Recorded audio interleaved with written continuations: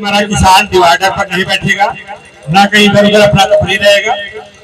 और ये धरना जो हमारा सिस्टम से है, जब तक हमारी मांगे सरकार पूरी नहीं करेगी तब तक एक दिन नहीं, हम एक साल यहाँ पर बैठ सकते हैं। आप लोग बैठ सकते हो? तैयार हो? भारतीय किसान यूनियन। देखिए, ये किसान है, अभी किसान को पता नहीं है किसान की परिभाषा क्या होती है।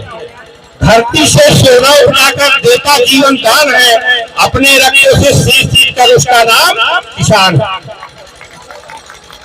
किसान वो चीज है जो सोता हुआ शेर है, जिस दिन जग जाएगा उस दिन का पेट फाड़ करके खा जाएगा, ये सरकार अपने होश में आ जाए। तो ये आज ये नौबत हमारी क्यों आई, इसके बारे में आपको चर्चा करेंगे। आप लोग जानते हैं कि भारतीय किसान यूनियन ये संगठन आपका 1986 से चल रहा है। लगभग आपके संगठन को 30-32 साल से संगठन आपका चल रहा है और बराबर ही आपकी लड़ाई लड़ता हुआ चला आया है। दोस्तों, किसानों को प्रशासन के द्वारा बर्बरतापूर्वक पीड़ित किया जाता है। हमारे ट्रैक्टर को जगह जगह रोक करके वसूली की जाती है। हमारे ट्रैक्टरों को अवैध रूप से ये हम जो है अवैध रूप से हमारा पैसे करते हैं। तो एक किसान इस चीज की आपको चैलेंज देना चाहता है कि हम भारतीय पुत्र किसान हैं, यदि हमसे टकराओगे तो इसका खामियाजा आपको भोगना पड़े। दोस्तों, ये भारतीय किसान यूनियन का धरना प्रदर्शन है, ये अनिश्चित काल का चलेगा और अगर बात नहीं मानी जाएगी, प्रशासन से बात होगी, अगर बात नहीं मानी जाएगी तो ये लड़ाई नहीं, ये कल से 2 घंटे तक लड़ाई कराएंगे, देख लेना। और इस बात को आप लोग देंगे कि बिना लड़े हाथ नहीं मिलता है, न बिना हवा के पत्ता मिलता है। जो जितना सीधा होता है उतने नाच में आते हैं, गन्ना मीठा होता है तो इनमें तेरा जाता है। तो खाना पानी की सारी व्यवस्था है। मांगे क्या है? मांगे सुन लीजिए। जब हमारे किसान, ये सरकार जो है, केंद्र सरकार बड़े बड़े अडानी और अंबानी का 40,70,000 करोड़ रुपया का कर्जा माफ कर दिया। ये झूठे अग्निकांड दिखा करके अपने फैक्ट्री का कर्जा माफ करवा लिया। जब मेरे किसान की बारी आती है कर्जा माफ कराने की तो इनके पास पैसा नहीं है। बताइए, सही है?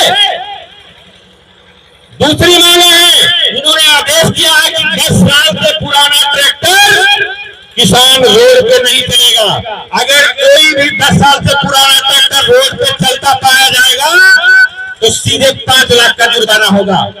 बताइए भाई साहब कि किसान साइकिल 10 साल में नहीं बदल सकता है या ट्रैक्टर बदल पाएगा?